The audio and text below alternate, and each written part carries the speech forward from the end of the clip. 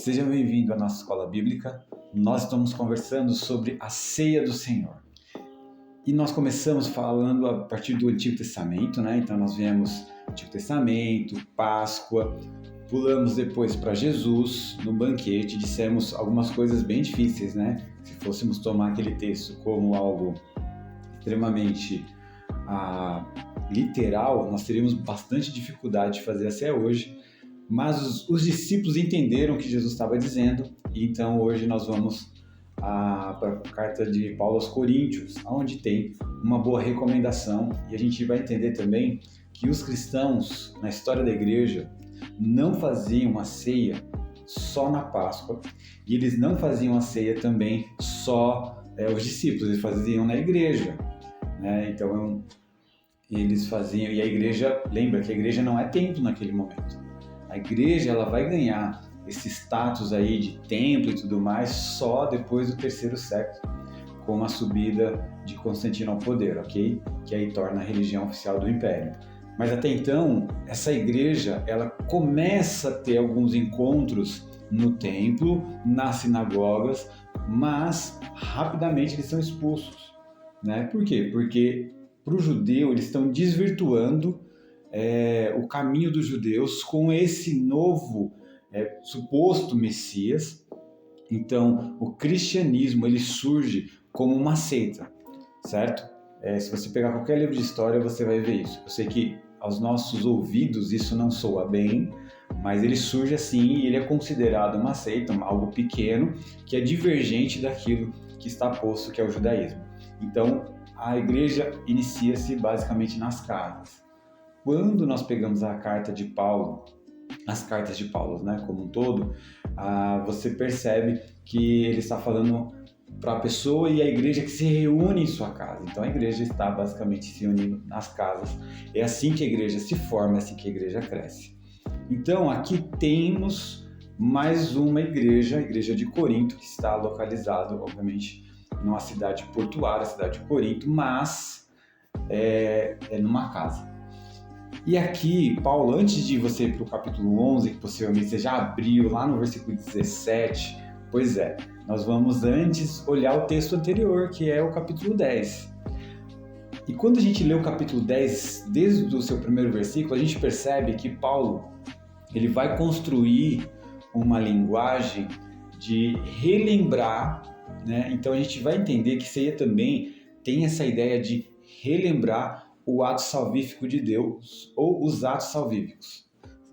Por quê? Porque a Páscoa é esse momento de relembrar o grande ato salvífico de Deus quando o povo estava no Egito, ok? Então, a Páscoa, ela traz essa memória. As festas judaicas, num todo, ela tem essa ideia de trazer à memória os atos gloriosos de Deus. Por exemplo, a festa de Purim também lembra aí de Esther. Mas enfim, vamos lá. 1 Coríntios capítulo 10. Nós temos assim: irmãos, não quero que vocês esqueçam do que aconteceu muito tempo atrás. Que muito tempo atrás é esse? No Êxodo. Por que a gente sabe disso? É só continuar lendo. Quando nossos antepassados foram guiados por uma nuvem que ia diante deles e atravessaram o mar. Olha, isso aí é Êxodo. Se você pegar Êxodo 13, 21 e 22, está falando dessa nuvem. A Êxodo 14, a partir do versículo 15, é a travessia do mar.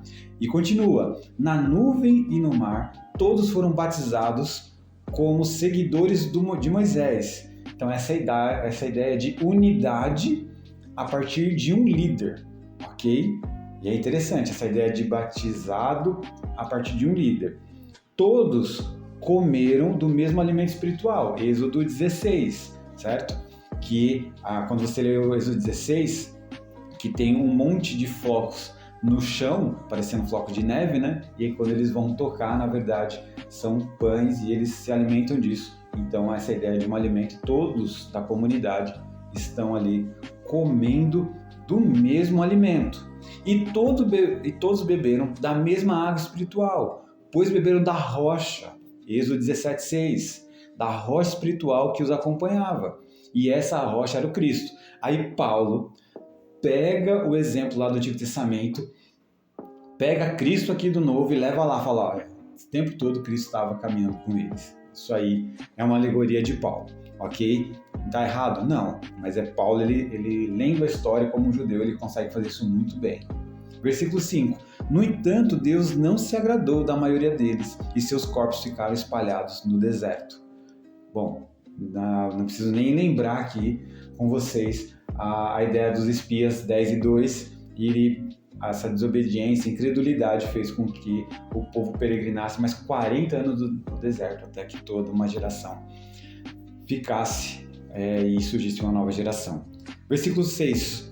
Tais coisas aconteceram como advertência para nós. Né? Eu estou lendo a NVT aqui, mas essa ideia, olha, presta atenção que eu estou falando do Antigo Testamento, todas essas coisas foram de advertência. Por quê? Vocês acabaram de ser libertos, houve a Páscoa, mas no caminhar o povo caiu. Né? Eles tiveram um grande número de testemunho, porém eles caíram na incredulidade. E aí Paulo está dizendo, isso é uma advertência para todos nós. Versículo 7, continuando no versículo 6, né? A fim de que não cobicemos o que é mal, como eles cobiçaram, nem adoremos ídolos, como alguns deles adoraram.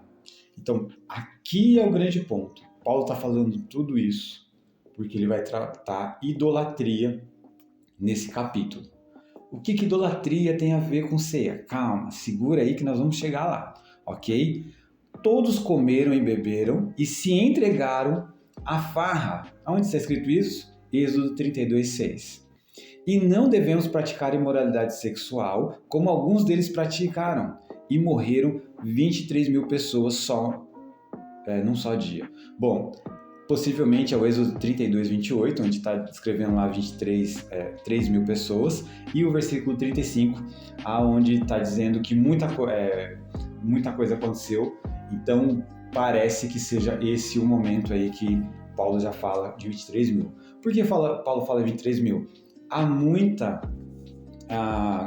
coisas da Escritura que ele não está escrito, que a gente chama a Escritura Torá, de Torá escrita, né? E também tem aí uma oral, onde ela não foi escrita e depois isso ganha outros nomes, ok? Mas vamos voltar ao foco que é a ceia aqui. Bom, depois ele vai dizer algumas coisas, mas no versículo 12 eu gosto muito das palavras portanto, ou seja, diante do que eu já disse, eis aqui uma conclusão. Versículo 12, portanto, se vocês pensam que estão de pé, cuidem para que não caiam. Então aqui é o famoso versículo, se vocês pensam que está de pé, cuidado para que não caia. Vamos lá, o que isso tem a ver com ceia? A gente já chega lá. No versículo 15 vai dizer, vocês são pessoas sensatas, julguem. Olha, é importante a gente parar aqui nessa palavra, porque essa palavra vai aparecer lá no capítulo 11. Julguem por si mesmo se o que eu digo é verdade. Ou seja, mesmo Paulo dizendo, ele está dizendo, presta atenção, julguem vocês mesmos o que eu estou dizendo. Quando abençoamos o cálice, a mesa, não participamos do sangue de Cristo? Aqui é um sonoro sim, ok? E quando partimos o pão, não participamos do corpo de Cristo? Mais um sonoro sim. Ou seja, quando abençoamos o cálice e a mesa, nós participamos do sangue de Cristo. E quando partimos o pão, nós estamos participando do corpo de Cristo. Aqui está como pergunta, mas são perguntas retóricas que a gente pode dizer sim. Toda a comunidade diria sim. Sim. E embora sejamos muitos, todos comemos do mesmo pão, mostramos que somos um só corpo. Pensem no povo de Israel. Acaso os que comiam do sacrifício não partilhavam do mesmo altar? E aqui é Levítico 7, 15 a 18. Bom, vamos lá porque isso aqui é fundamental para a ceia do Senhor. Paulo está pegando já aqui o princípio da ceia e mostrando para eles que há 2 banquetes, há 2 mesas. E essa primeira mesa que ele está escrevendo aqui no versículo 16, ele está dizendo, quando abençoamos o cálice e quando partimos do pão, não estamos fazendo isso por causa de Cristo? Sim, obviamente, O sangue, o cálice demonstra a nossa participação no sangue de Cristo. E é esse sangue de Cristo que nos remide do pecado, do pecado. E quando partimos o pão, participamos do corpo de Cristo, dos sofrimentos de Cristo. Ok? Ótimo. Só que ele vai dizer, e todos nós fazemos isso no mesmo altar, ou seja, nós somos uma unidade participando disso. Aí vem o versículo 17. Então, o que estou tentando dizer? Que a comida oferecida a ídolos tem alguma importância? Ou que os ídolos são deuses de verdade? De maneira nenhuma. Estou dizendo que esses sacrifícios são oferecidos a demônios e não a Deus. E não quero que vocês tenham parte com demônios. Vocês não podem beber do cálice do Senhor e também beber do cálice de demônios. Não podem participar da mesa do Senhor e também na mesa de demônios. Acaso nos atreveremos a despertar os ciúmes do Senhor? Somos mais fortes do que Ele. Então Paulo está olhando para a igreja de Corinto, que é uma igreja que tem muita influência externa dentro da igreja. Há muita coisa trazida dos ídolos para dentro da igreja, e isso tudo está colocando muito problema dentro da igreja. Então Paulo está escrevendo, combatendo tudo isso. Então a carta é grande porque tem vários problemas, e um deles é a mesa. A mesa é um problema, porque tem gente se aproveitando e dizendo assim, a carne de ídolos não pode comer, outros pode comer. Há uma divergência de pensamentos. Alguns estão participando de refeições oferecidas a demônios. Aí depois vem para a igreja tomar da ceia do Senhor. Pois é, você acha que, como a gente diria, né, o crente Raimundo foi só inventado nesses tempos, né, um pé na igreja, um pé no mundo? Não, já havia há muito tempo. A igreja de Corinto é uma prova disso. Paulo está tratando tudo isso porque ele está enfatizando também a importância da mesa do Senhor, da ceia, dizendo que partilhar de uma mesa oferecida a demônios é totalmente contraditório a compartilhar da mesa oferecida ao Senhor. Para vocês terem noção como essa ideia de mesa é importante para o cristianismo. Paulo está sendo literalmente aqui alguém incisivo, dizendo não dá. Ou vocês escolhem servir a Deus ou vocês escolhem servir os ídolos. Não dá, vocês precisam tomar uma atitude, porque quando fazemos na mesa do Senhor, nós estamos participando, abençoando o cálice e participando do sangue de Cristo, um sangue que é vertido para perdão de pecados. E quando partimos o pão, estamos participando do corpo, dos sofrimentos de Cristo.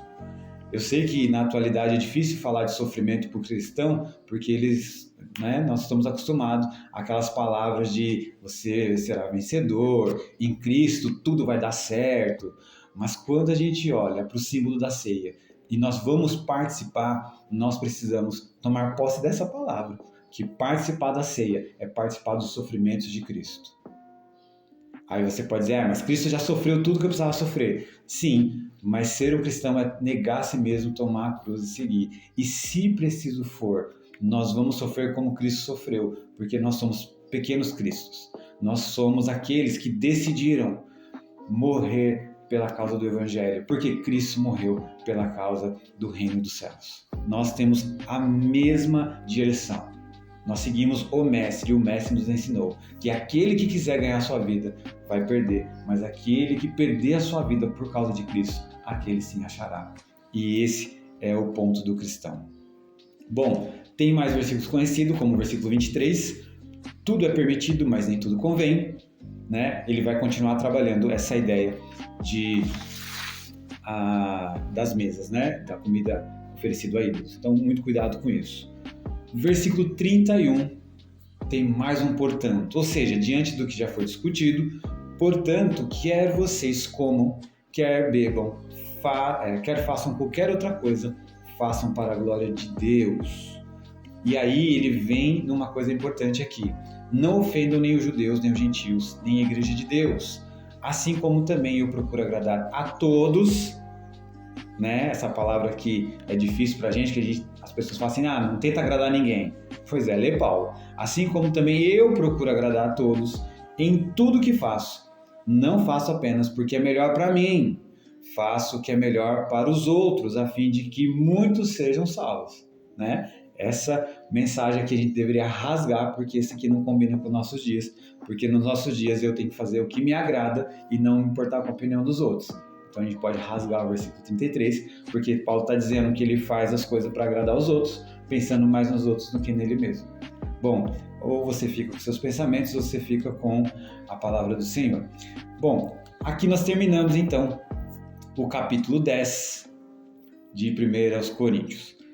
Lembrando que no próximo vídeo, então, nós falaremos sobre 1 Coríntios 11 e o que tem a Paulo a nos dizer sobre a ceia do Senhor.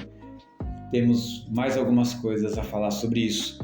Por exemplo, na história da igreja, algumas interpretações foram surgindo, como Cristo, ele está presente nos elementos fisicamente, ou Cristo está presente nos elementos espiritualmente, ou Cristo se torna presente espiritualmente no momento da ceia, ou tudo que envolve a ceia do Senhor é memória. Deus te abençoe e boas reflexões.